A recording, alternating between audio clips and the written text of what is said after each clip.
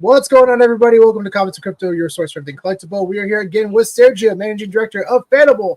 What is up, buddy? What up, Hey, Sergio? lots of stuff happening. Thanks for having me. Yeah, we have so many fun topics today. We have, of course, more record-breaking sales in the physical space. We have some amazing digital drops coming up soon that we're going to talk about, some cool film announcements, and, of course, the AR glasses, well, technically, the Meta, I guess they call them AR glasses. They're not exactly AR, but people are calling them AR glasses. But we'll go over more details about it soon. Yeah, I'm trying to figure out the words for it exactly. And of course, everyone out there, make sure to hang tight until the end because we're going to be giving away a Fanable mystery case. We're going to be opening up live, and you're going to get the comic inside if you answer the question first. So make sure to hang out for the episode because we're going to ask a question from the episode, and whoever gets it right first is going to win the mystery case, as always. Absolutely. Yeah. And there have been some incredible polls. I mean, what's the update on the kiosk itself? Oh my God! Well, you're that again. We sold out of the Hero kiosk because someone pulled the grail a few hours ago. Wow. Yeah. Oh, yeah, there it is, probably right. Or one of the big chases, I'm sure. Oh, that's a chase for the legendary chase. Oh, for the legendary for the chase. Yeah. But the grails are all still there. Like there's still a bunch of grails for the legendary. And then that's the sidekick I think you just highlighted. Mm-hmm. Yeah. Yep. I was on here yesterday and there was like 200 in each one. And the hero, the sidekick, and they're already sold out again.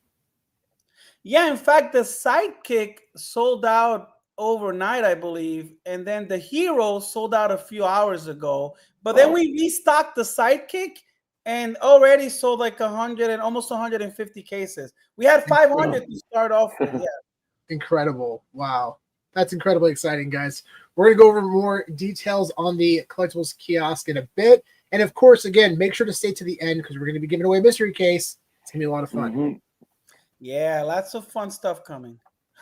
So I want to start off by giving a big shout out to Namecoast, Rudy, for hitting level 1.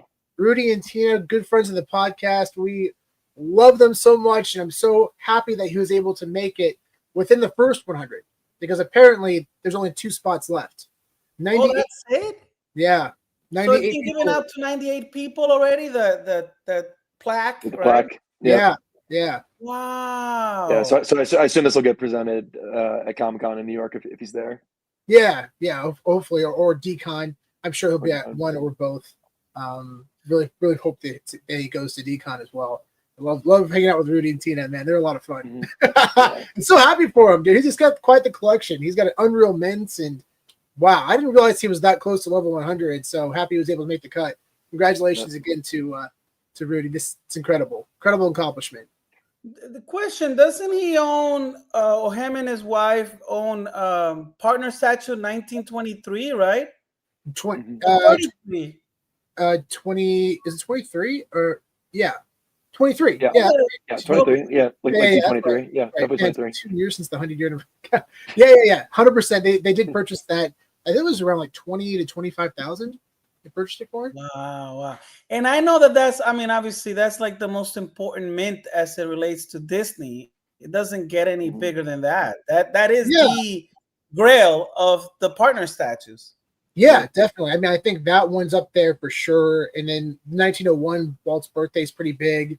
Mm-hmm. And then maybe I would say probably the only one I could think of that's definitely up there is probably 1955, which is the year Disneyland opened.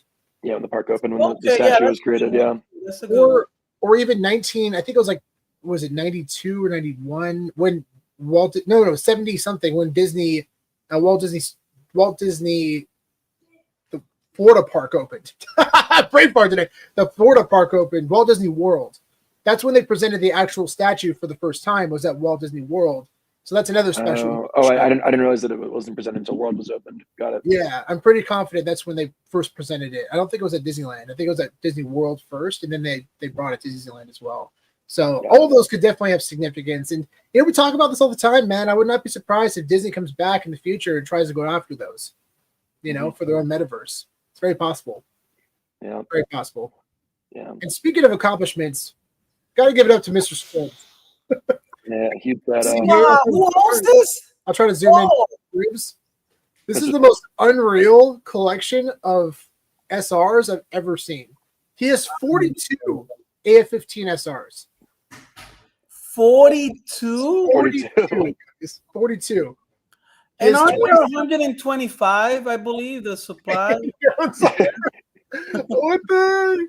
It's like almost 40 to 40% of the entire collection. That's incredible. That's amazing. Wow. Congrats. I mean, Yeah. that's huge. That's huge. And then we have the numbers, of course. Fantastic Four 1 is 23. X-Men 1 is 24 of them. Hulk 1 is 27. This is just And I think MC1, I think he has what, like 12 of or something like that too, right? Yeah, he has 16 MC1s. 16 MC1s. Wow. And this doesn't even include his collection on Candy Digital either. He's got some crazy Oh, right, collection. because I think he owns that Superman #1 secret rare, a few of those, right? He owns the #1 legendary and the #1 uncommon, I think. Or the legendary. Uncommon or the core. Yeah, but I think he owns something like 15 or 20 legendaries anyway. Like outside of just having the limit. Yeah. Wow. Yeah. Absolutely incredible. And of course, everyone out there, if you have any questions about collectibles as well, bring them in. We're going to get to them in a little bit. We have some cool updates as well, but we'll definitely answer any of your questions. I see some coming in as well. I'd love to answer those soon. So, but yeah, big shout out to Mr. Squibs. Absolutely incredible collection. If you're not following him, give him a follow right there. Mr. Squibs. 1. That's him. Give him a follow. Great guy. That's him. Great guy. Great guy. I agree. Great guy. So this is a really cool story, guys. So I had this in my possession for over 4 years. It's Todd first edition Batman statue. It was mint number 238. I was able to find out who has the digital version 238, and I figured they probably would want it to match their digital. Oh, absolutely. And they apparently had it for a long time. So because of the VeVe app, I was able to contact them and message them and said, "Hey, do you own 238?" And they responded and said yes. So I was able to sell it to them for what I bought it for. Wasn't looking to make a profit. I just wanted to make sure that he was able to get this in his collection. And now he not only owned the 238 of the FA Batman, but also the blue 238 as well. Sick. So now he owns God. natural 3. And this is the kind of stuff, like, this is the reason why messaging in the app, messaging users, being able to give that kind of ability within the app is so important, because it never would have been able to happen if it wasn't True. the messaging within the app. 100%. Such a critical feature. So happy that VeVe implemented that. It changes everything. It changes how you collect. Big time. Now we just need offers. Yeah, That's what. Oh, that would be huge. Well, searching within the app, being able to figure out who owns what, and having messaging capabilities, that's good for now, right? You still can make offers. but being able to do it just automatically, without having to have a discussion about it, it would be a huge feature. But yeah, absolutely. I mean, you can essentially do it now, though. Yeah, you can to an extent. Once you be able to figure out exactly who owns what, you can do that. Yeah, but there's still risk where it's like if you make a deal with somebody and that person drops it on the market and then somebody snipes it before you buy it because it was a really good deal. Which has happened.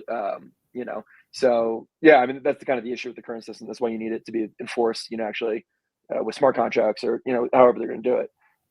So yeah. It's kind of crazy because Jeremy is somebody I talk to relatively often in the Facebook group page. Mm-hmm. So for the VeVe Facebook group page, Jeremy, he's on there. He's been kind of, I think, quiet for a little bit, but he still has a big collection, and it turned out to be him. I was like, what the? That's crazy. That's crazy. Small world. So he's up in Canada. I was able to get it to him. He got it pretty quickly. It was super, super cool to get that to him. So yeah, I said make a post about it once you end up getting it, and we'll share it. And I was super happy to be able to do that. So shout out to the VeVe Facebook group, man. That's where a lot of us, that's how I first, connected with you, Sean, on the VeVe Facebook group. Yeah, 100%, 100%. Yeah, that's awesome.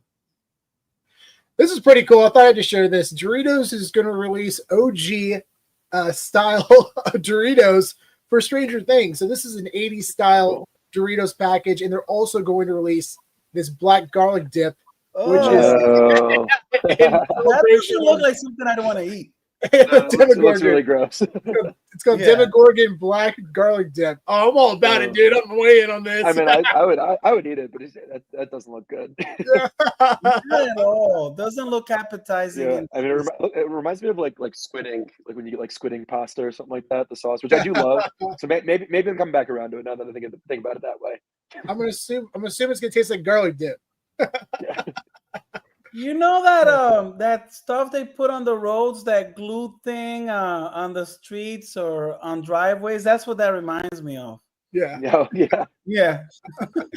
Oh, like tar? It was tar? Yeah. The tar on the driveway. Yeah. Venom oil. Venom. Oh, that's creative. I love that. Very creative. Venom oil. Yeah. That's good. Well, yeah. We can anticipate this will be coming out soon. Stranger Things is going to come back on November 8th for the most epic finale ever. They've talked about how each episode is apparently, excuse me, each episode is apparently like a feature film within itself. It's like a full film. Yeah.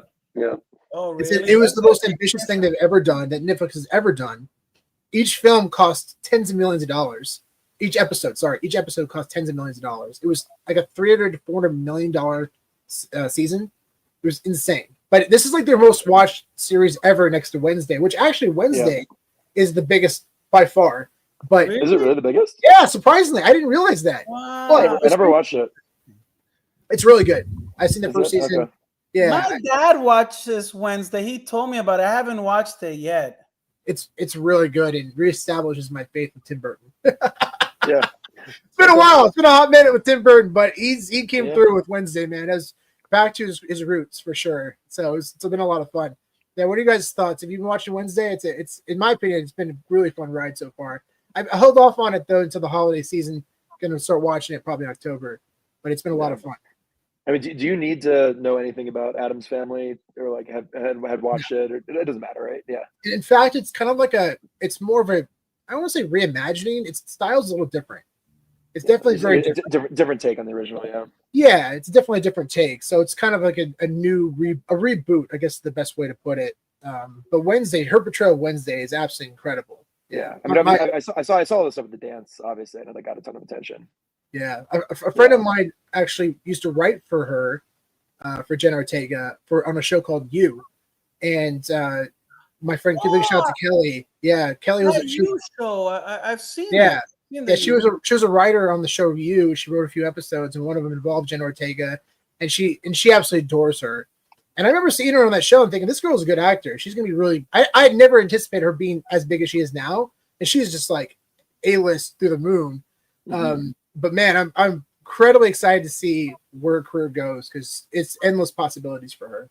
She's with that kind of exposure, right? I mean, she can go wherever she wants. Oh, absolutely. At this point now, yeah, it's crazy. There's in the first season, there's a dance sequence that went viral on TikTok, and we saw like figure skaters reinterpret that dance. She came up with it the night before by herself. She had no choreographer, nothing. She just did the whole thing herself. And it went viral. It was nuts. Yeah. So it's really cool to hear. I feel like it's also like shows a lot about Tim Burton too, and his just like trust in his actors and the people that he brings onto projects and lets them do their thing. I mean, same thing was like Beetlejuice. Like I think like that whole character like literally was just like day of on the shoot. He just like, this is what I'm doing. Like there's no preparation, there was no testing. Like it was incredible. Yeah. I think of that song Deo. Yeah. Harry Belafonte. Harry Belafonte. Me wanna go home. Yeah, that's such a classic. We used to, as a kid, my sister and I used to reinterpret that dance when we were like 6, 7 years old. Yeah. Oh, super fun. So this new film. I don't remember if it was age appropriate for kids. Was it? I don't know. Can I watch that with my son? I think so. He says the F word once in there, so I don't know. Never mind. Yeah. He's only 7 still. He'll be 8 in a couple of weeks, but do a little research and just try to understand what you're getting into. Okay. It's a little. I learned after Superman. I learned. Yeah, if Superman's too dark, then true. Too dark for sure. Yeah. Hey, Sean, but before we move on to this next one, let's shout out some people in the audience. We got a ton of people here. Yeah. What up, VeVe Vet? What's going on? Hey, veteran. I wonder what branch of the military. I was Marines, Semper Fi. There we go. Let us know. Yeah, Chris Peak, some great feedback with the Fanable app. Excited for iOS app to come to France. Do you have any updates on when that might happen? Yeah, I think France is the only country that didn't allow the app to be available. I'm not really sure, but you know what? Or like the App Store denied it. The App Store denied it or something, or it wasn't available there. But every other country did. I'll look into that. Thanks for the reminder, because I haven't even revisited that topic. So I'll bring it up tomorrow during the team call. Nice. All right, let's see what else we got here. We got a question from Digital Verse. If you sell on Fanable, how long until those sales funds are usable in your account? So if you're in the United States, I believe after you sell it, it's available, right? It's like instant. I think it balances instant. Yeah. Now, international users are not able to use their balance yet. We're working on a solution where it'll be from the Fanable wallet where the funds are taken out of. Hopefully in about a week or so, it should be available. But it's like a workaround solution. It has to do with currency conversions and all that stuff, right? But United States user can use it right away. Awesome. Thanks for the update on that. What's good, Aaron? So I didn't know that you were doing another panel. Yeah, definitely send the details for that, Aaron. I will be there. Sean won't be there. Sergio, are you going to be in New York? I plan on being there. I still haven't bought the ticket, but that's what I did last time too. I always just wait until the last minute, and I usually use what's the name of that app? Website? StubHub. StubHubs, yeah, StubHubs. So I should be there, and if I am, and I'm like 99.9% sure, I'll go ahead and check out your panel. Yeah, send us the info. Would love to check that out. Definitely would love to check it out. Killed it on the last panel, so yeah, would love to see you up on the stage again. Awesome. We got Slops in the house. Are you gonna let him win this time? He's trolling us. Yeah. He is. Just for context, those who don't know, Slops is our Discord mod, and people that work with us, where none of us can participate in giveaways. And Slops, just so you know, definitely enter, and we'll tell you if you do win. We're not going to give it to you. We'll give it to the person after you. But if you want to try to enter it, please do, because it's just fun. It's just fun. Yeah. I don't know. Jesus is pretty quick.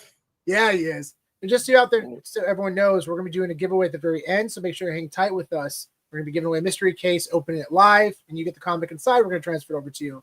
So hunt for the grail is on. Yeah. All right. We got a question here from John. What's going on, man? What's up, buddy? So he just picked up an FYC Grammy package for Rose's APT song. Cool. I don't know what that means. What does APT mean? Appetite. See me. Okay. Yeah. Okay.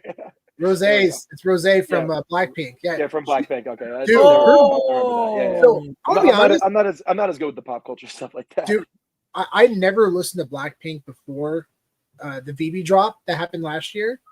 But now, Rosé, especially, her music has been popping up like crazy. Her individual songs. She's had music on like the new F1 movie. Her music is incredible.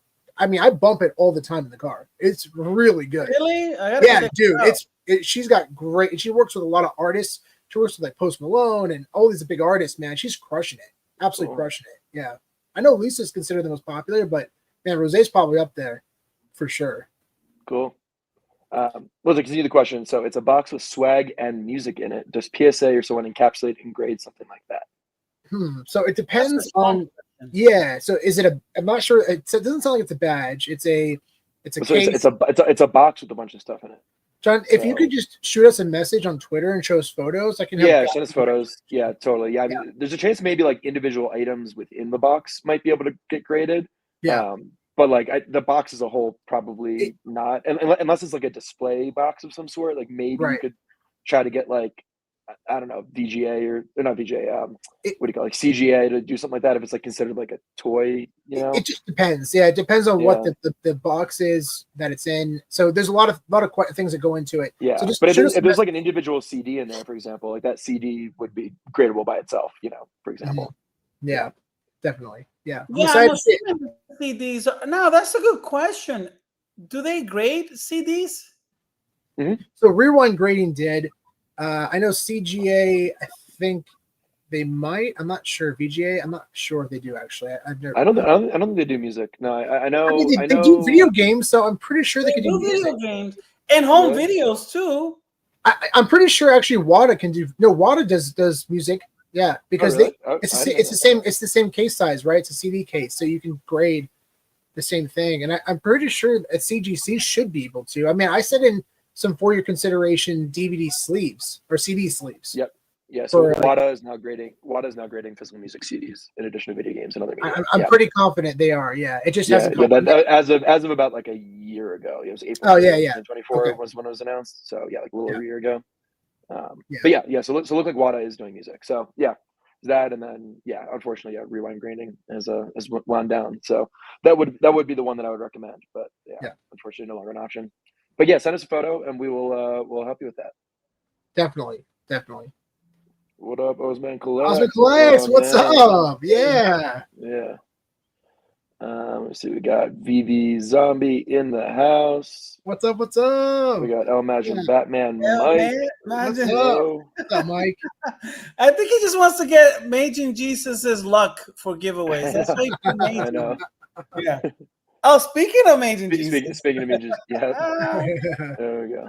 Let me see. Who am I forgetting here so we can move things along? What's up, Gory? What up from East Bay? Yeah, Gory, what's up, man? Wow. What's up? Yeah. We got the real Hanano in the house. What's up, buddy? Yes. Fam, not fan. Fam and fans, huh? There we go. All right. Well, I think we got to everyone for now, but yeah, let's move things along, and then we'll get back to VeVe. What's up? What's up, VeVe? Yeah, let's go. I don't know if that's my collectibles behind that account or whoever that is. What's going on? Thanks for joining us. Wow, that's so cool. VeVe official. By the way, guys, really exciting announcement. Starting next week, we're going to be giving away not only mystery cases from Fanable, but also a VeVe digital collectible starting next week. Weekly. So we're going to be giving away 2 collectibles every week, physical and digital, every week. So very excited for that. Huge shout out to VeVe for allowing that opportunity. Very excited. Very, very excited to be partnering with VeVe on that. Yeah. So start that next week. That is so cool. It's going to be a lot of fun. I love it. You know, maybe if it's now, is it a 3D collectibles or comics? Because wouldn't that be cool if they can pair up their physical comic on Fanable with their digital on VeVe? Oh, that would be cool. Unfortunately, we don't know what the collectible is that we're giving away until it's given to the user. So yeah, I don't know for sure what the collectible will be, but they've been giving away awesome stuff. I mean, they've been away some really cool stuff. Dude, I mean, sometimes they're giving out held back mints and stuff. It's pretty wild. Yep. Especially those low mints, huh? Yeah. Oh my god. So yeah, really? Who was it? I just saw on Twitter somebody today just won. It was like an SR comic. Oh really? Yeah. That's a big prize. But no, they're giving away big comics. Yeah. That's awesome. Awesome. Good stuff, VeVe. Yeah. Huge shout out to VeVe. They're crushing it, doing great stuff. So one battle after another. The next film from Paul Thomas Anderson. He is most famously known for Boogie Nights, There Will Be Blood. Incredible director, Academy Award-winning director. Absolutely amazing content. In this film called One Battle After Another, starring Leonardo DiCaprio, I'm excited for it. The trailer looked absolutely nuts. Apparently, Steven Spielberg has come out and talked about how he's seen it 3 times already. He says it's absolutely insane. The first 10 or 20 minutes, this is Spielberg talking. He said this is the first 10 to 15 minutes are like the most unbelievable action he's ever seen in a film. Really? That's coming from Spielberg. Yeah, that's a ringing endorsement right there. They're giving it incredible recognition. People are really praising this film. IGN gave it a perfect 10 out of 10 masterpiece. I'm excited to see it. Want to make sure. Is this out yet? I think it comes out this weekend. This weekend, cool. Yeah. So this is the perfect time to films during September, October, November, around then. These are all really the Oscar season films. So I anticipate this could be one of the most nominated films by far, especially considering the recognition that it's getting. So really exciting stuff. You know, when you said the opening, what is it, 10 minutes? I have to say, hands down, the best opening scene of any movie is the Dark Knight. You know, that the one with the Joker in it, Christopher Nolan. It's so intense with the bank scene. You know, the bank robbing scene. Totally, yeah, amazing. Now that's easily one of the best films of all time, and one of the best openings, like you said.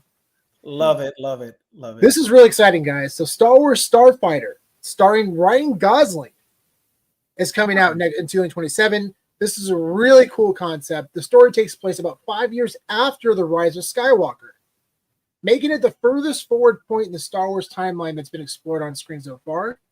And it's essentially a standalone film from Star Wars. It's not a sequel, it's not a prequel, and it's meant to be its own adventure within the universe, which I've been so excited to see. I'm burnt out from the whole Skywalker thing.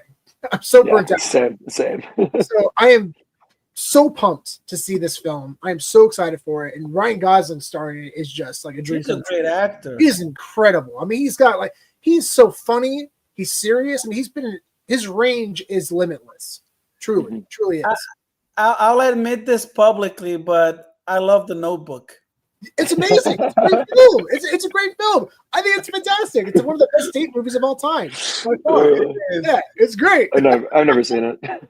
Oh man! If you guys haven't seen The Good Guys, it's him and who was the Gladiator? Russell Crowe. Russell Crowe. Him and Russell Crowe. It takes place in the 70s. It's like a buddy cop movie, and it's just the most raunchy, ridiculous, hilarious. Yeah, it's so good, and he's funny. Good Guys. Yeah, Ryan Gosling is kind of like the comedic backbone of the story, and he's so funny in it. It's really good. The Good Guys. Definitely highly recommend that film. I'm very excited for this. Comes out May of 2027, so we're still about a little over a year and a half away from it, but it's going to be a lot of fun. I'll check it out. The plot for Supergirl has been announced. And the director, Craig Gillespie, he is an awesome director. He actually directed the one film that really stood out to me. He's done some really good stuff, but the one that really stood out to me was the Cruella film. Cruella, the most recent Cruella film. It starred Wait, what did you Cruella? It was like a spin-off backstory of Cruella DeVille. Oh, from 101 Dalmatians. Honestly, it does not deserve to be that good. And he crushed it. Really? It is really, really, really good. Yeah. Really? I didn't see that one either. Super well done. Yeah. I was blown away. Why James Gunn isn't directing this one, since he set Supergirl up at the end of the Superman movie. He's doing too much, man. He's already focusing on Superman coming out the following year, so he's going to be working on that. They announced that already, that in the plot is essentially going to be a team up with him, with Superman and Lex Luthor fighting a greater evil. So they're like, isn't Lex Luthor the greater evil? I thought he was the greater evil. Apparently not in this story. Maybe it's Doomsday. Maybe. Yeah, we'll find out. But it's incredibly exciting. That comes out in 2027. So that's a very fast sequel for Superman. Pretty incredible. Because they had it all planned out, apparently. He's been very vocal. I appreciate his transparency about this, man. He has a clear vision. This is exactly what I was hoping for from James Gunn. He has a very clear vision of what these films are going to be, how it's going to connect in this universe, but also they all feel like independent stories. Like Peacemaker is setting everything up for the next films. But also at the same time, like Supergirl, I think is kind of its own thing. So I appreciate that it doesn't always have to be connected, but it can be as well. So yeah, the range is really fun to see. And the new Clayface film coming out next year as well. It's apparently going to be a straight Clayface movie. Oh yeah, it's going to be. So it's written by Mike Flanagan, who's a really well-known horror film director, and he wrote it, a script for it, and they said it's going to be stunning. It's a straight-up horror film. Like the style is completely different. You want to know one of the most memorable episodes of the Batman animated series from the 90s is the Clayface episode. It was so well done. So good. Yeah, so good. yeah. And Clayface was also appeared in Creature Commandos. Yep. And the Creature Commandos animation series is also tied to the live action series. So the animation characters are actually a representation of the real life characters It's in the real life. Same voice actors. Yeah. Same voice actors, Did same you say characters. Creature Commando? I've never heard of this. What is Amazing. Yeah, it's on HBO. Yeah, like So all the good. DC stuff. Okay. So it is good. Awesome. It is Yeah. awesome. So Based good. on DC characters, I'm assuming. Yes. Mhm. Yeah. Okay. Yeah. Like you there's a character called Weasel that's in it that was in Suicide Squad. Do you remember? And Yeah, Weasel from Suicide Squad. Yeah.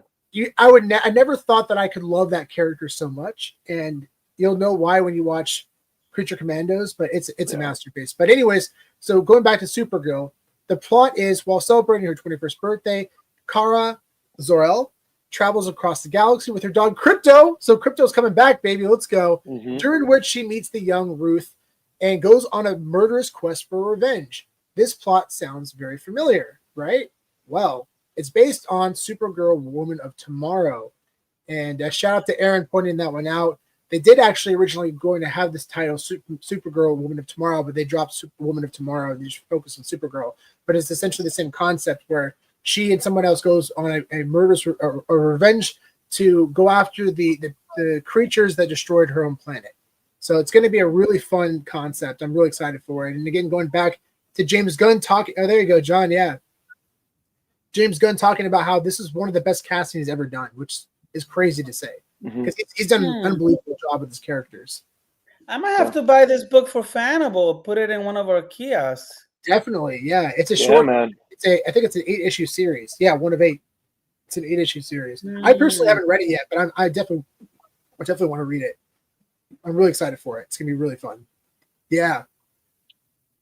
Definitely. This is cool. So apparently, the last scene of Superman sets up Supergirl perfectly. If you read the first issue, that's good. That's awesome. Nice. That's awesome. Love that. Oh, I'm so pumped. Yeah, that was unexpected to have Supergirl show up at the end, and I didn't know that it was her dog. You know, Crypto was her dog. That was a nice twist. Yeah, I mean, if you've read the comics, you probably know that already. But yeah, I haven't read a lot of DC comics lately. Yeah, I didn't know either. When it comes to DC Comics, honestly, I grew up on Marvel and Image. That's what I was obsessed about growing up. Yeah. So DC, I just kind of know about a lot of their stuff just from what I see and hear, but don't own many comics. Yeah, and that's what's fun about James Gunn, right? He's reigniting my passion for DC. I like DC growing up, but it's been a while since I've dived deep into it. But James Gunn's bringing back the love for him, and that's why I've said for a while DC Comics, especially the Golden Age comics, are significantly undervalued because the popularity will come back once the films are released, just like the MCU. It's going to do the same thing. We're going to see the same positive domino effect for DC Comics. And speaking of which, Flash Comics #1, arguably one of the biggest grails for DC, sold for a record price. This 8.5 sold for $396,000, which is crazy because I thought it would be more for some reason. It's not the highest grade. Oh, yeah. Oh, it's an 8. Okay. Oh, yeah, 9.6. Oh, there's a bunch of higher grades. Well, yeah, a bunch, three. But. So a record sale because of scarcity. An 8.5 has never been sold. Apparently, has never been sold according to Go Collect. But there's 190, 192, and 196. And the last time the 96 sold was for $273,000 back in 2006. Oh, 2006. Yeah, that would. And this one sold for how much? 300 and was it 96? 396,000. Oh, so it sold better than the 9.6 did back in 2006. Yeah, but it's 2006 though. Oh, okay, yeah. 20 years ago. 20 years ago. 20 years ago. That's true. Yeah, that would probably go for $1 million today. Oh, it'd probably go for probably 2-3 million. Plus, It's hard to say. Those one-on-ones the highest grade. The only one in the highest grade. Yeah, so it's you never know. All you need is two people who want it bad enough, and one on the census. Look at that one. Yeah. 190, 192, 196. Yeah, crazy.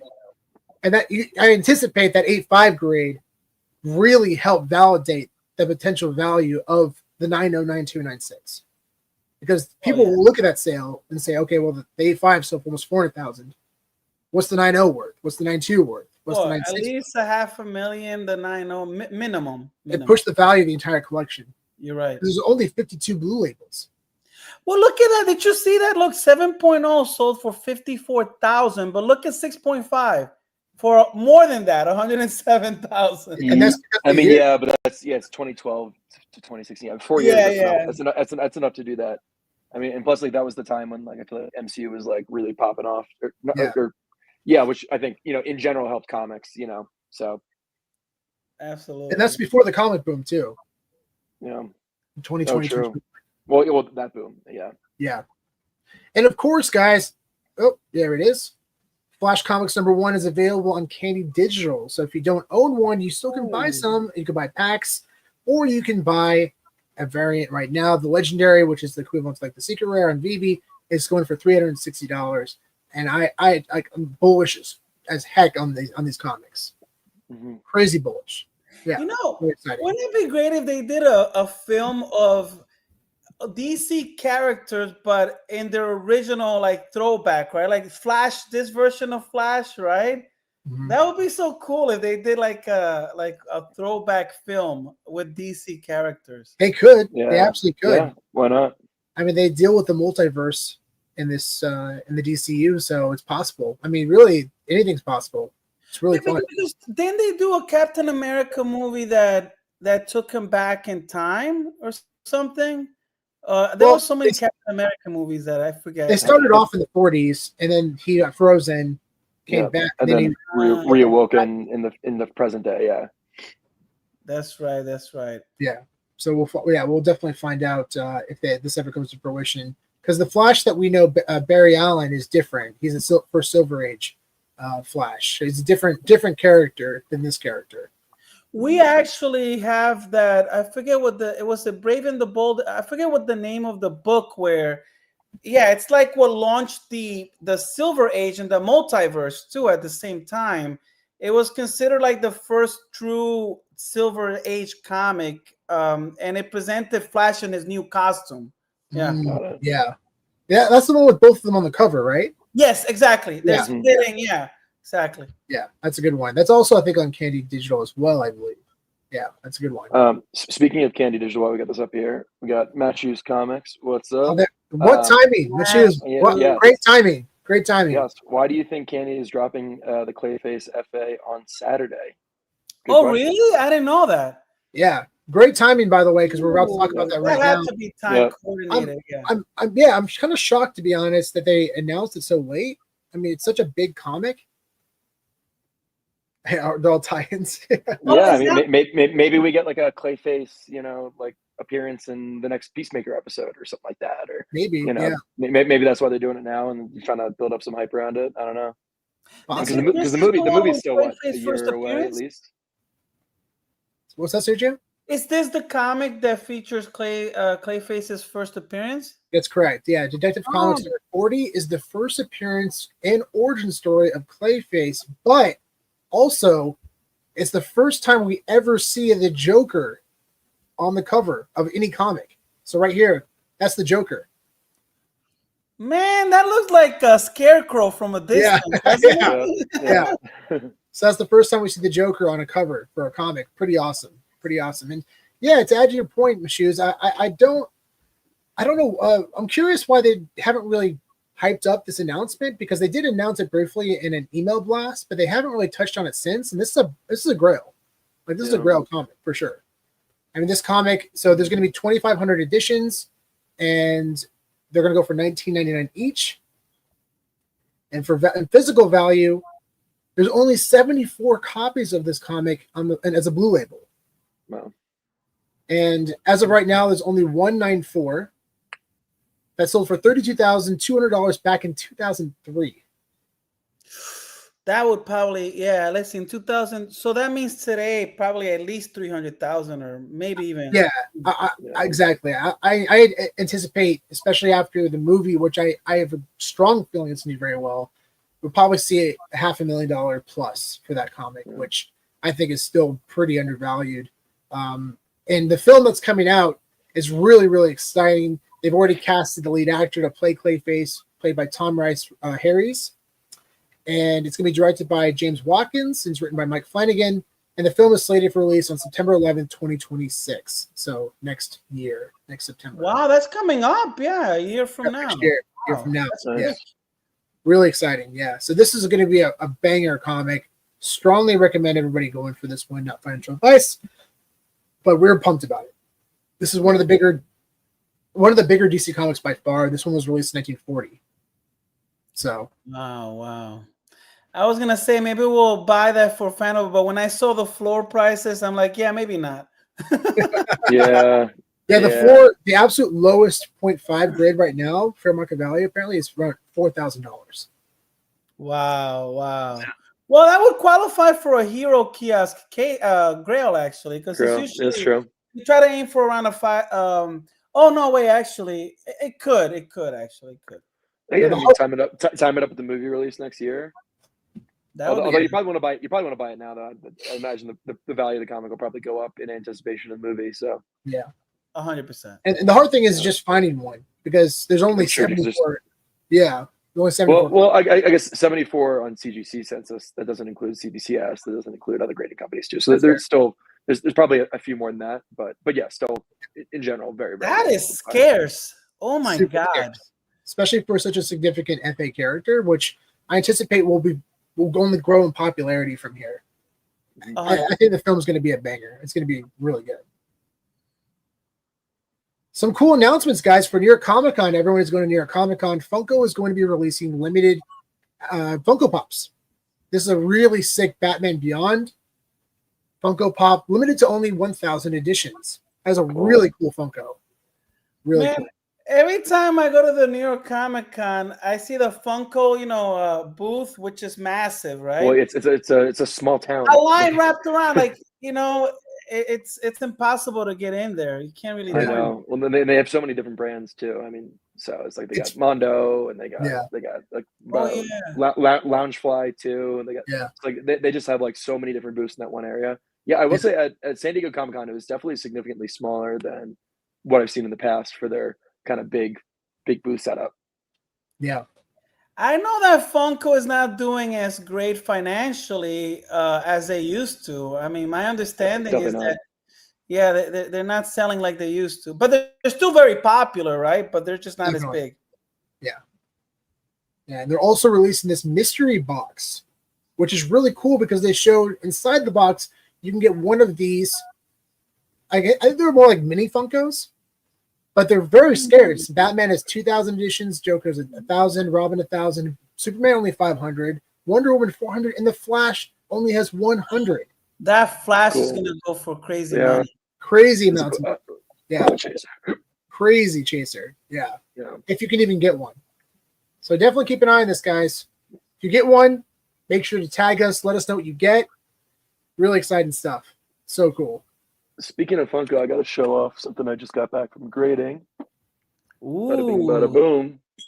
So this is Teenage Mutant Ninja Turtles signed by Kevin Eastman. Signed by Kevin Eastman right there. Yeah. Wow. It's backwards for you guys, but yeah. So this is the original first ever Funko NFT release that they did on the Drop.io platform, probably years ago at this point. But yeah, so this is basically. The NFT, is the first appearance of Turtles on Chain, first appearance of Nickelodeon, first appearance. It had a whole bunch of FAs. And then, so if you had the digital version, you were able to do a redemption and get the physical. So these were limited to, what is it? It was like $750, right? $9.99. Oh, these ones are $9.99. Yeah.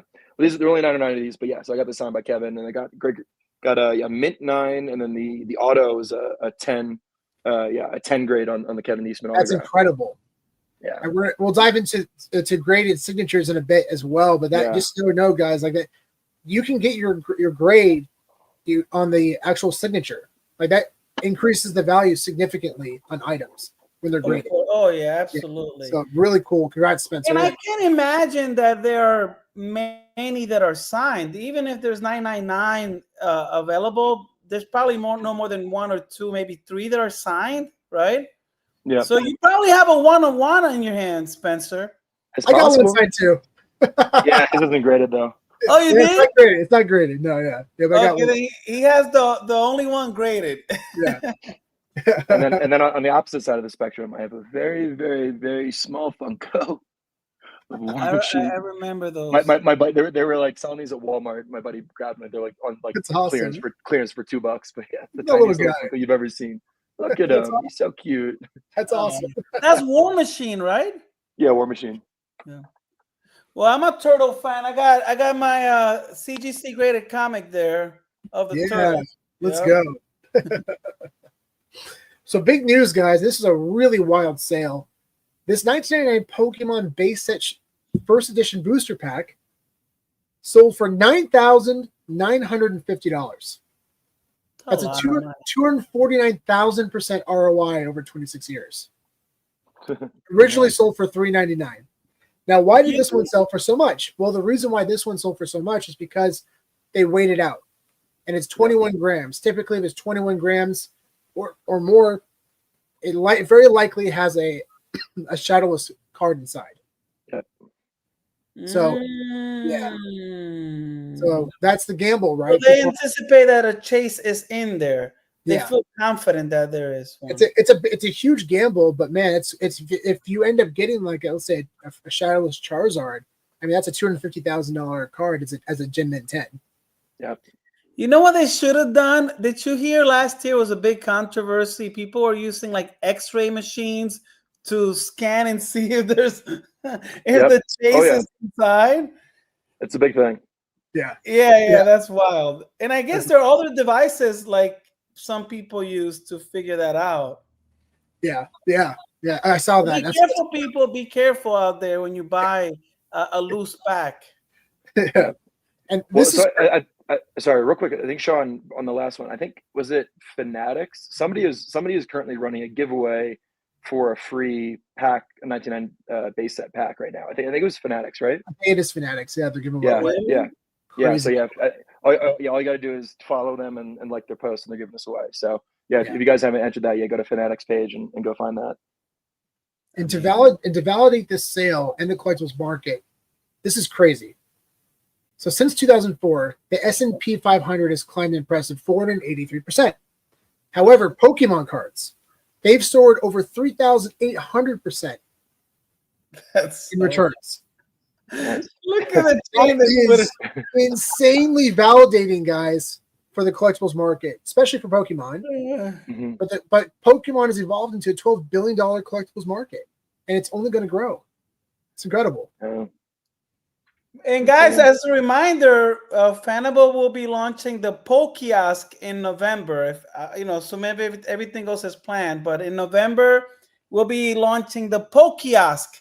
So it'll exciting. Be full of Pokemon cards, including the Mario Pikachu. That's going to be the Grail. It's a $13,000 card at PSA 10. Wow, dude. Nice. That's amazing. Dropping some alpha. Let's go. Oh, that's right. Yeah. Some alpha. And also some news. Last week, this Pikachu Illustrator PSA 9 sold for $4 million on eBay. That's $4 million? I thought it was like, I don't know. Is there confirmation? Is there confirmation that the person has actually paid? Confirmation, yeah, because it's been posted by Collectibles Guru, Fanatics. Absolutely insane. And this is considered the biggest grail for Pokemon cards. And the reason why is because this Illustrator card was given out during the Koro comic illustration contest. Only 39 copies were ever given out. So it's extremely scarce. And only 20 are confirmed to exist today. With a handful of graded 9s and just one PSA 10, which you see right here in the image right here. Wow. This one is owned by none other than Logan Paul. Yeah. And he paid $5.27 million for it back in 2022. And is that a PSA 10 too? Or the Logan Paul one? So there's only one PSA 10 on the census, and Logan Paul owns it. Wow. So and there's a handful of PSA 9s. What's really cool, the backstory on this one, Jeremy Padower actually was involved in this transaction and helped facilitate the sale. Oh, cool. Yeah.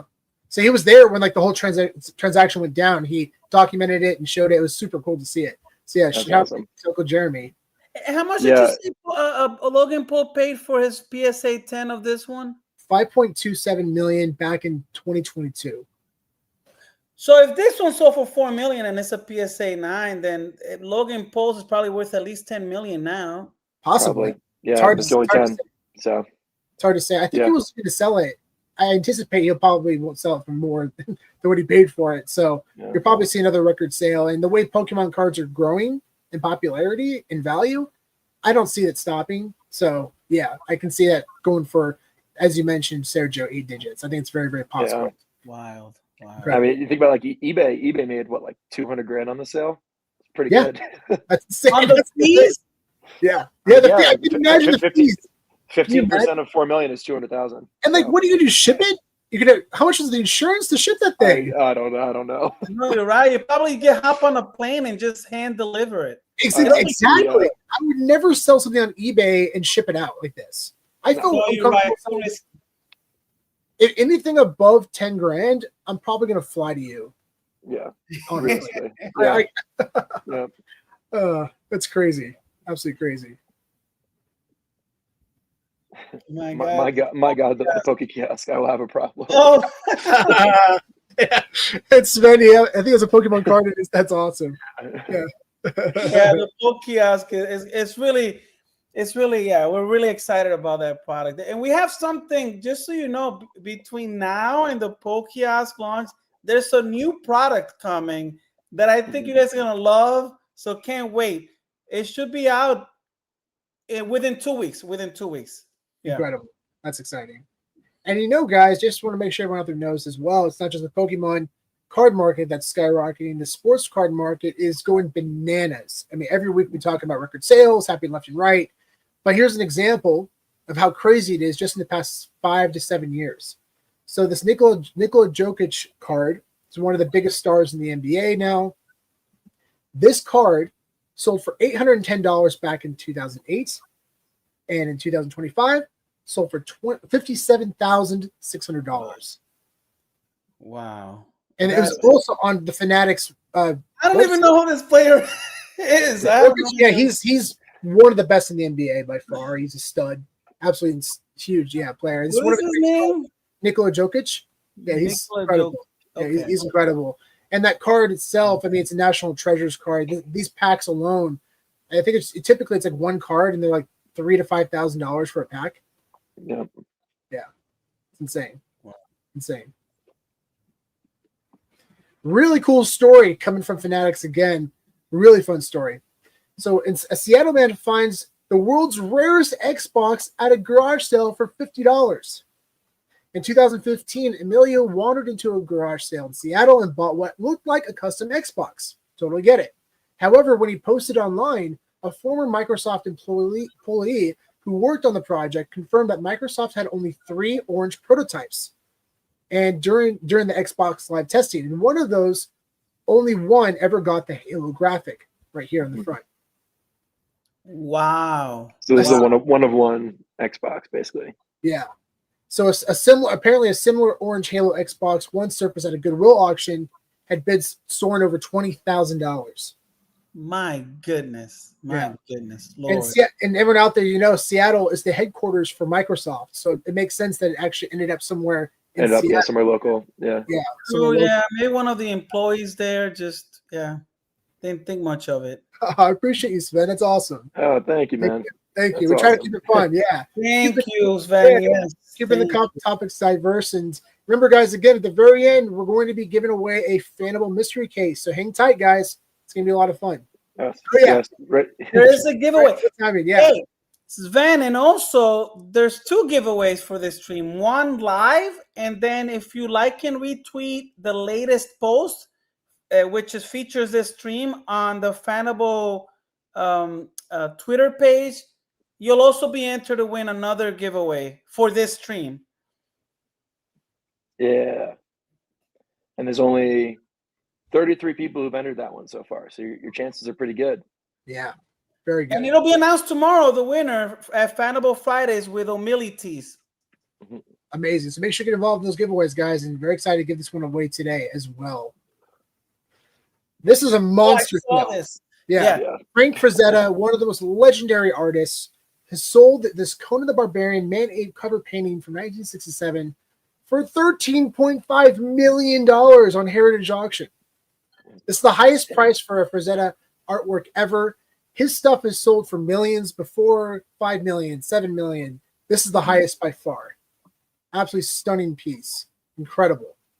And I watched Swaggle House talk about this, I think yesterday, the day before, and he looked it up. This is the 5th highest sale of any item on Heritage Auctions ever. This is the 5th highest sale. That's cool. Yeah, his daughter apparently, I think, runs his social media account, and she talked a little bit about the backstory of it, and she said that how she was her father is very, very competitive, and he wanted his artwork to be worth more than Norman Rockwell's, more than anyone else. And honestly, it's going the right direction. Yeah, seriously, it's going the right direction, guys. It's pretty crazy. Yeah. I mean, this is crazy stuff. This is crazy stuff. This is when you should start thinking about creating one-of-one NFTs licensed from the Frazetta family. I believe there was one. Pretty...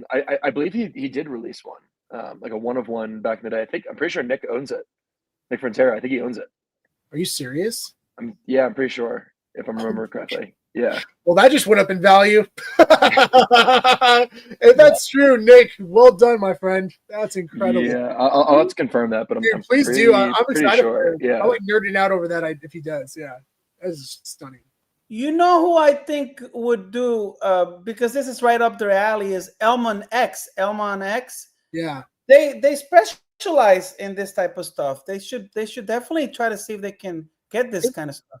Yeah, I'm just kind of curious on Element X because, and again, no disrespect to them at all. They're doing really great quality work, but these kind of collectibles, it comes down to the licensing, right? Like, where's the licensing from the collectible?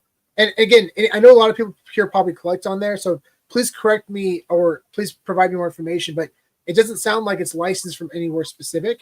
So it's kind of hard to justify, for at least for me personally, to get involved in it. Not trying to create any FUD, guys. I think it's awesome what they're doing, but I think licensing is really important. Like when Todd McFarlane sold the one-of-one NFT for Spawn #1, it's licensed from Todd McFarlane, so that's very significant. Oh, right? I remember that one. That one sold for wasn't it like $17,000? Yeah. It was something. What's really cool about that? It's after our interview, we got an email from a collector, which I need to follow up with him. He actually emailed us and said, "Hey guys, I just want you to know I watched your live stream. I've never bought an NFT before in my life. But I saw the interview, and I ended up winning the auction. And it was his first NFT he ever bought. You know what's crazy? I remember. Yeah. Sorry. No, go ahead. That was just one of the most inspiring and fulfilling things I've ever heard, because that's what it's all about, right? We're trying to educate and help people understand the significance of this. And even Todd himself said that whatever this sells for now, it's going to be worth way more in the future because you're never going to be able to get my artwork. Unless my kids sell it after I pass. So the only way you can get Spawn 1 cover art for Spawn 1 is either for my kids when I pass or this one-on-one NFT. That's it. Yeah. Wow. Cool. That's a big one. We actually told Todd in person that story. It was so cool. Spencer, me, and Kev told him that story in person. He loved it. He thought that was so great. Yeah, it was so cool. Yeah. It was very rewarding to being able to tell him that. It was very, very fun.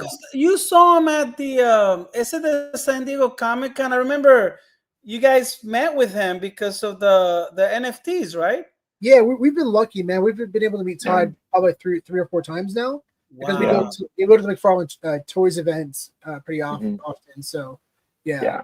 That's plus obviously having him on the show too. Yeah, what a guy. Great guy. It's been fun. It's really fun chatting. You just gotta roll with us at Comic-Con. Yeah, and he is. I mean, don't be shy. Like, go and talk to him. He loves to talk, and he's so grounded and so present. Like, he really gives you attention and asks questions, and he's just a really good guy. Yeah, really, really awesome to talk to. One of my favorites, by the way. Yeah, he's so cool. He definitely has an ego, but he's so charismatic. He's so passionate and charismatic, and I love that about him. It's a great balance. He's a very confident person. He knows the value of his brand and his work, but he's so there for the fans. Like, whenever we go to those events, he stays to the end to make sure everyone gets an autograph. Like, he's just a good guy. Yeah. Really appreciate that about him. And his son Jake is an awesome person too. Huge shout out to Jake and everything that he's doing over at Oddkey. Great stuff. Oh, that's who runs Oddkey? His son? Yeah, Jake. Yeah. He's a great guy, and he definitely has a great vision for this space as well. Really. Yeah, and Steve, I don't know if Steve Aoki's still actively involved in the project, but he's part of it. He helped found it basically. Yeah, I remember he was part of that during launch. Yeah, he was involved in the beginning. Yeah. The biggest bro. Wow, Biggest Bro does these like with when he's with the Humilities Fanable Fight is like the best intro there is. I mean, Yeah. I love his voice. He's got a perfect That's voice. awesome. That's Yeah. awesome. So, guys, real quick, Sean. I did some research. So yeah, so Nick bought the Egyptian Queen 1 of 1 NFT, which was the painting that sold for I think $5.4 million. So yeah, Nick has the NFT for that. Is it who's it licensed by? I think it was released like with Frank Frazetta. I think it was part of his. Yeah, I think he did like it was the Frank Frazetta Museum did a collaboration with And there you go. That's exactly what I'm talking about. It's licensed from the Frazetta family. It's official. Yeah. That's why there's like the VeVe NFTs, these Candy Digital NFTs are all licensed, and also, you know, of course, Epic Chain. You know, although that's right. Yes, like Lionel Messi and a lot of sports NFTs. Mm-hmm. Yeah, Muhammad Ali estate. The also we did Pele, the Pele like estate. Yep. And also the Raising the Flag of Iwo Jima, which I bought like 5 of those that when they dropped, and they're super scarce. And those are licensed from the Rosenthal family, the photographer, and also the Associated Press. So that's why those I'm talking about when like the licensing is so important. So something to think about, guys, when you're just buying things. You know, I just want to make sure everybody wins. Totally. So big news. Also bad news for international collecting through eBay. eBay has dropped a major policy update which began end of August. International sellers without dedicated account managers can no longer list items shipping to the U.S. valued at $500 or more. That's crazy. Yeah. Unless they have a dedicated manager or something like that, right? That they have to assign. Yeah. Sounds like a new job opportunity for some people living in the U.S., huh? It breaks my heart, but also validates the work that Fanable is doing. Yeah. You're going to be able to own physical collectibles around the world instantly. You don't have to worry about shipping. But tariffs has become a huge problem. And again, going back to why we believe in Fanable so much, this is continued reasons, guys. It sucks, but this is the reality we live in. And Fanable is giving the opportunity to collectors worldwide to own physical graded collectibles instantly and access them at any time. It's amazing. Amazing opportunity. Absolutely. You can collect physical comics from anywhere in the world. Comics, cards, VHS, video games. That's right, yep. All the above. Yeah. And hopefully you get tickets on there soon. That's right. Which are basically like cards, right? But yeah, I'm sure it'll happen eventually. Yeah. It'll happen eventually. Absolutely. Which actually, I'll come back to that in a second. I have to talk about this real quick. What up, Granison? So we're coming down to the end, guys. Make sure to hang tight for our giveaway. We're going to be giving away a mystery case. We're going to be opening up live. So if you answer the question correctly and first, you're going to win a mystery case. That's right. I know it's getting late, but yeah, hang tight with us for a little bit longer. We're getting close. Yeah. Meta we have a couple more things to talk about. Meta just dropped the new Ray-Ban AR display glasses. Absolutely stunning. People have gone through and done reviews on them. People who are skeptic about AR tech. This is a great step towards AR technology. It's not exactly AR because I don't think it's not augmented. It doesn't affect the world around you like the Apple Vision Pro. However, it's a great start. And it includes things like full color display for messages and maps, AI prompts. And you can control all this with actually a wristband that goes around your wrist. And it has 6 hours of use and up to 30 hours with your case. So you have I think your case it's like a charging case, kind of like your Apple iPod, your iPods, right? iPod glasses. Kind of the same idea. And this is what we were talking about for like 3 years ago, dude. We need to see AR glasses that you can bring on the go, that are light on your face, that you can charge on the go as well. And this is the great start to it. Yep. Super exciting. They also have video calls, captions and translations, music, and also directions. And on the side, it's basically like the tempo music where you can hear. Yeah, like bone conduction. Yep. It's apparently stunning. Nice. And the retail for this is $799. It's going to be dropped in the US first for $799 on September 30th. And then early 2026 globally. Cool. Wow. I saw someone post something on Twitter where they showed like a really good case of VR like glasses, and they were doing like a ping pong table, like, but you could see like the, like the ball and the racket and everything through VR, but you're in a real environment at the same time. I mean, that's actually a really cool way to do it. You can be outside and play ping pong without even. I saw that. That. What are you talking about? Yeah, that's exactly the kind of stuff we anticipate seeing. Imagine playing like Pokemon Go. Being able to do that in AR. You can capture Pokemon in augmented reality.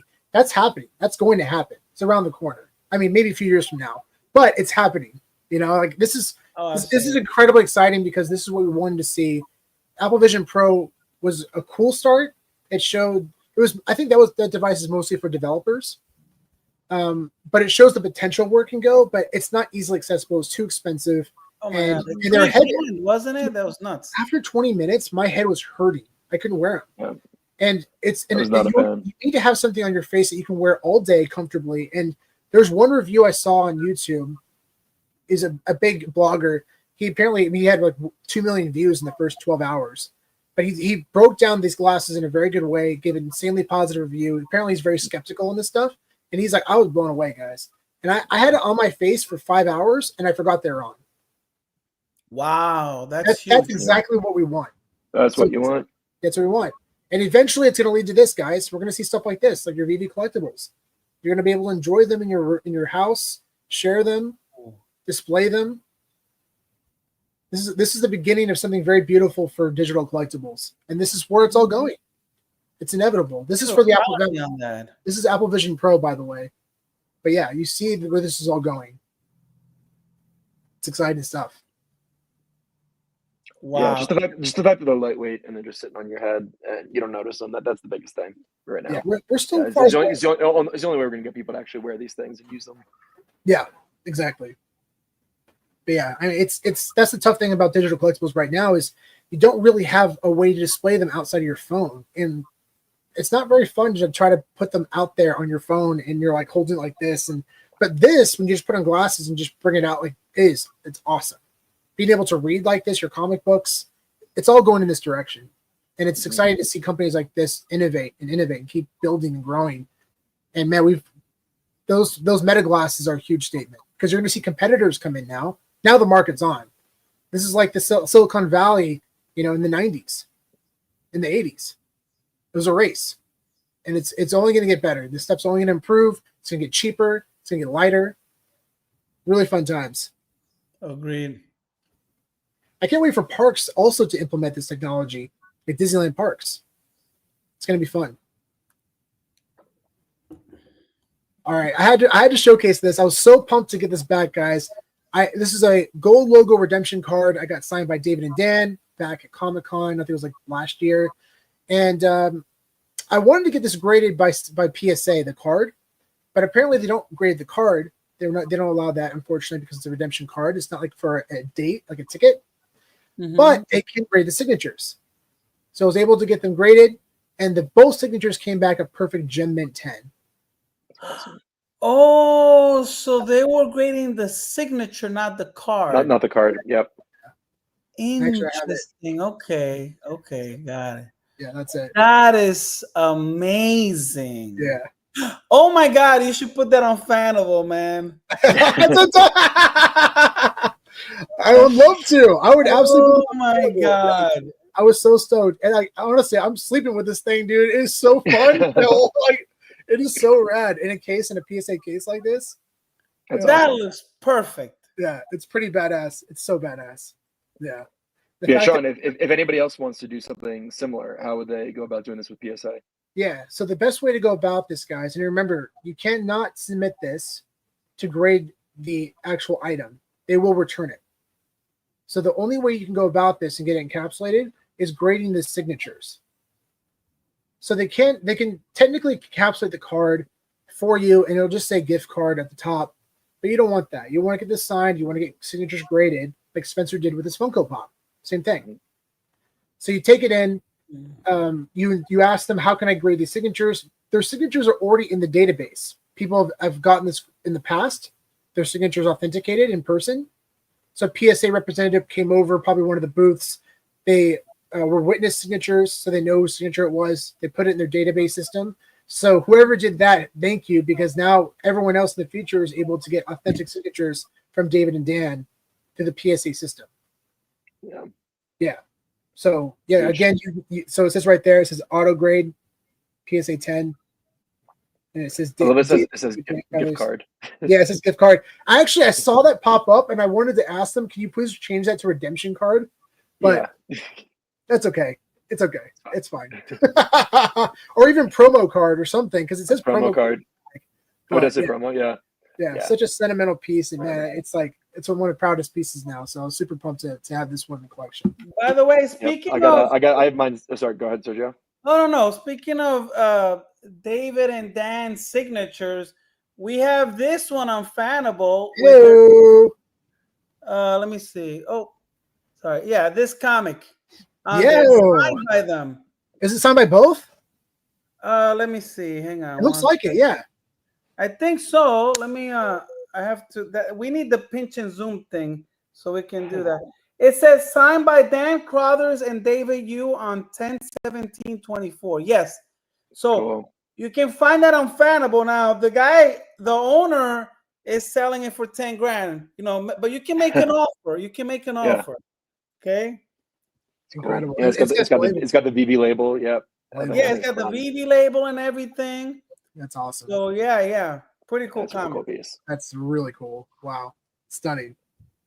But yeah, I'll have to, Sean, I have my card signed from, I don't know, years ago. That's just like sitting in a top loader somewhere that I gotta get that graded at some point. Yeah, maybe I'll actually bring it to New York Comic Con. Dude, yeah. And surprisingly, I went to a local card show. So guys, if you're in the States, it's probably harder internationally, but if you're in the States, look up their events, because they don't just travel to Comic Cons. They'll go to sports card shops, and you could submit this at a sports card shop. And they do it monthly. Oh, wow. So definitely keep an eye out. If you're anywhere in the States, you can go there in person and submit it. I got it back in 2 or 3 weeks. End of August, I submitted it. It was incredible. I couldn't believe it. Came back quick. Yeah. What doesn't GameStop now do submissions to PSA? Good, Grayson. I own it. I'm selling it for 10K. Oh, really? Shout out to Grayson. That's so dope. Yeah. That is wild.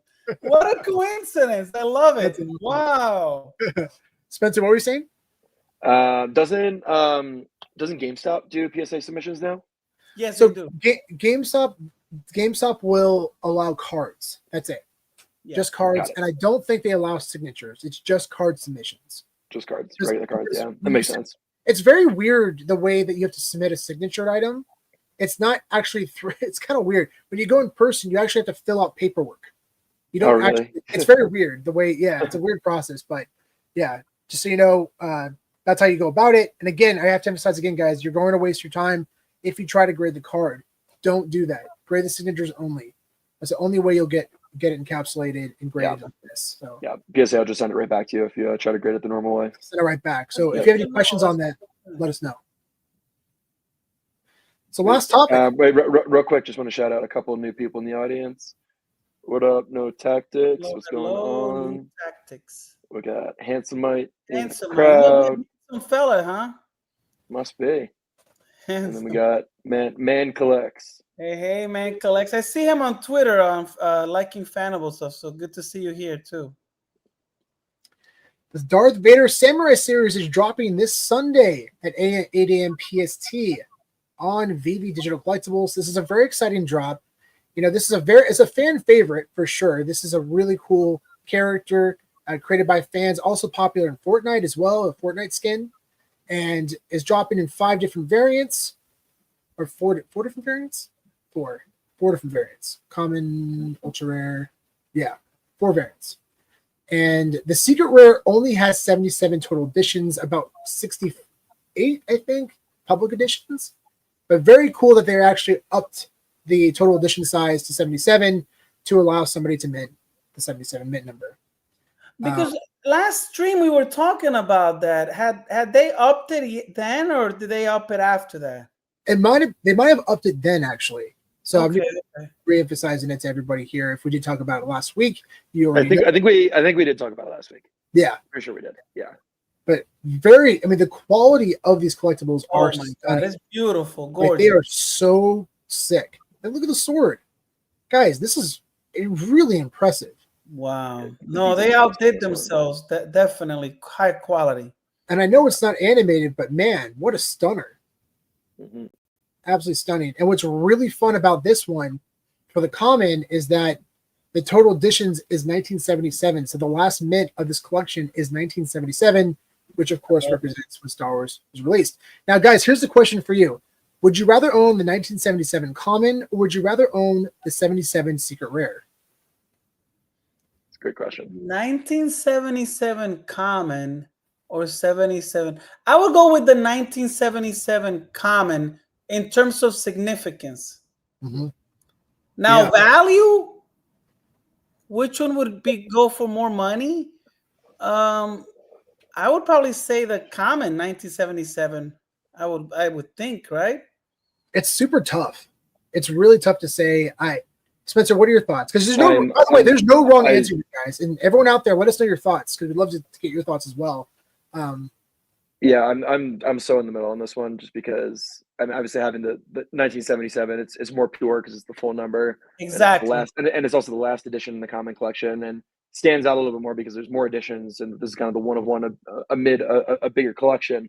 But the 77, it's just that the secret rares are so scarce that, like, those are going to do well too. So it's, wow. I don't know. It's tough. It's so tough. I'm really between both. Yeah, same. And in fact, I was so curious. We actually did a poll.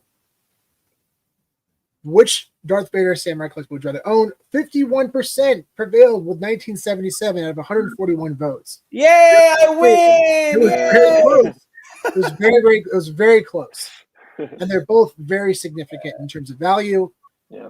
We're excited for this drop. We haven't done a bounty for a while, so we're excited to announce that we are placing a $2,000 bounty for mint number 1977. If you land this one, let us know. We'd love to purchase it from you. Again, $2,000 bounty for mint number 1977 common. So, best of luck, guys, on Sunday. This is going to be amazing. I'm so curious what the secret rare floor is going to be. It's going to be high. I think we said it'll be at least 1,000, right? I think I anticipate at least for a little while it'll probably be above that. Yeah. Mm-hmm. Maybe settle around like 750 or something like that. Yeah. But yeah. I think people are going to be listed above 1,000 at first. Yeah. Yeah, it's crazy. But yeah. Let us know, guys. If you end up, and let us know what you get regardless. Especially if you land one of the Chaser secret rares. Again, there's only 60-ish public editions. Crazy scarce for especially a character this popular, and it's mixing both my love for the Japanese culture and also Star Wars. It is going to be a banger. We've got some predictions here. I was going to say we got some different predictions here. Yeah, open the floor up for predictions. What are your thoughts, guys? What do you think, price? At 1,200. Yeah, somebody thinks 1,200. Dula thinks 680. Wow, that's a low one, huh? 680. Wow, big difference. I can see what I can see happening. And it really comes down to whether or not the whales eat. Yeah. But I will say that I can see it being 300, 400, 500 gems.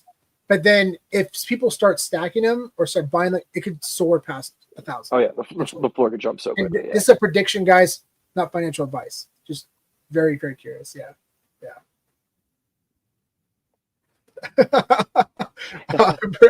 Appreciate you, dude. We've gotten some cool stuff over the years. We've definitely gotten some cool stuff. Could fight a 2K then fall back. They should have done a limited special edition like the Punisher. 2 to 3K. That's a high prediction there. Yeah, I don't think 2 to 3K seems high. It seems high, but man, again, it comes down to if Mr. Scribbs is hungry, he comes out and starts buying. Well, Mr. MC1 also, right? Yeah, man. It doesn't take a lot because again, there's a lot of whales. There's a lot of whales out there. If people want to go ham on it, it's who knows where they can go. But I do think that Rudy and Tina love Star Wars. Like they'll probably want to get it. Like there's so many people who are going to want to go for this thing. So yeah, the floor could fly. I would probably buy one myself if I see it under 500 gems. I mean, under 500 gems, I'll buy a few. That's a safe buy. I buy a few. That's a safe buy. I think any of us would, at under 500. Heck yeah. LucasR got up to 2.5 before dropping for months. I wonder where Luke SR is now. I don't even know what the. So Sven, if you're still here, we're about to run the giveaway. We're about to I know do the giveaway. I know. Yeah, I know. You've been waiting a long time, but we're about to run it. So if you can wait a couple more minutes, hang with us, just so you got. Yeah. Let's do it. Let's do it for Sven. Let's do it now for Sven. All right. We only got one option here, guys. There's your choice right there. So the question, and again, guys, I want to clarify, this is between YouTube and Twitter. If you comment on it and you see your first comment on YouTube or Twitter, you're competing with both platforms. So it's the first comment that we see from both platforms. So just because you're first, and it's the feed that we see on our end through StreamYard. So what you see might be different, but just want to make sure that everyone knows. We still got Sven. He hasn't left. Yeah, yet. for Sven. Right, cool. Yeah, hashtag for Sven. Okay, so earlier I showed you guys Stranger Things. They're doing an awesome promotion with Doritos. What is the color of the dip that they're doing? What is the color of the dip? I just need the color. That's it. Just the color. Just the dip color. I think we got a winner. Get a winner? Wait, hold on. No, sorry. The thing keeps moving. Oh, actually, you know what though? I think I think it was Majin. No. Oh, there we go. No, yep, you got it. Sorry, yeah, we had a whole ton of comments coming in real quick. So sorry for the quick draw on that one. Yeah, no, it looks like it's Abdullah. Congratulations! Wow, yeah, that was fast enough to get the full title. Full title. He heard Stranger Things and just read out the whole thing. That was we just wanted black. He beat all you guys with that. Come on, that was incredible. Oh, you know, he could have just written Venom oil, like someone said earlier. Venom oil. Had to be colored. Yeah. Had to be black. Had to be the color. Yeah, but Venom oil would have been great. Slops, you got number off-white. Slops, you got third place in this one, buddy. You got third place. Third place. I'm very disappointed. Very disappointed in you. All right. Yeah. Well, since there's only one sidekick, we're just going to be opening up one today. And actually, you know what? I'm going to remove this because I want to make sure that we have sound. We got to get the sound. Got to get the sound up there. So hang tight for a second, guys.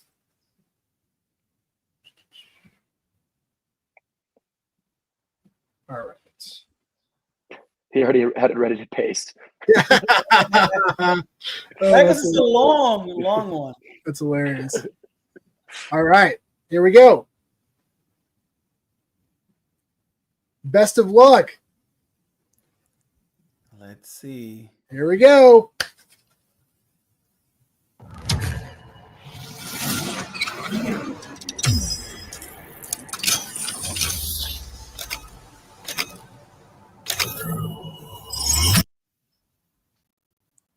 What is this? Incredible 289 9.6. Very nice. Okay, not a bad one. It's a really cool cover. That's a really cool cover. That's an awesome cover. It is. Bill Medlow? I don't know. That might be He's strapped. He's got a gun and everything.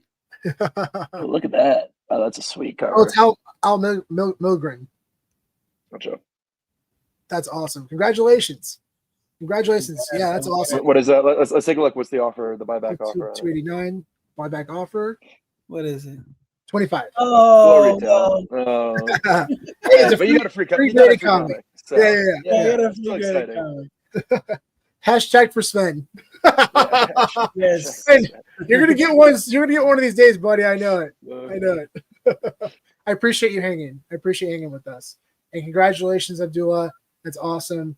We'll make sure to get this over. Get in touch with us on Twitter. This probably makes the most sense, right, Sean? Yeah, or if you're on Discord, you can contact Slops as well on the Discord. Yeah. And he'll get in contact with us. Yeah, either or. Yeah, definitely, we'll be able to get in touch for sure. Well, that was a lot of fun, guys. And again, remember, we have a bounty out for the 1977 common for Star Wars. Oh, actually, it's not even up. Oh well. But so we have actually, I'll just do this.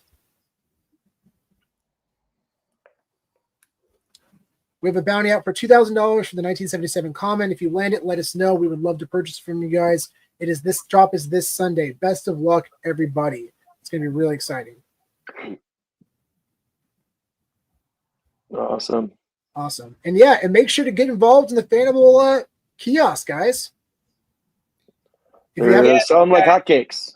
Yeah, they are, honestly. Like hot comics. Like hot comics. It's been a blast seeing the success of the kiosk. Congratulations to Sarah J and the Fanable team. And if you haven't bought them yet, do it, guys. I mean, you're guaranteed 50% of your money back on every pack, and potentially more if you land a big key or a grail. So yeah, we've seen and you heard it here first. Also, Pokemon cards will be launching in November. Sergio announced today. The Pokiosk. That's going to be a banger. We're excited about them. Thanks everyone for their support of Fanable. We have so many things coming down the pipeline, and I think you're gonna love it. You're gonna love it. There's a lot of fun stuff coming. So thank you for the support. I mean, we can't ask for more. Thank you. Yeah, it's incredible, man. All right, thanks again, everybody, for joining. It's been an absolute blast, and we'll see you on the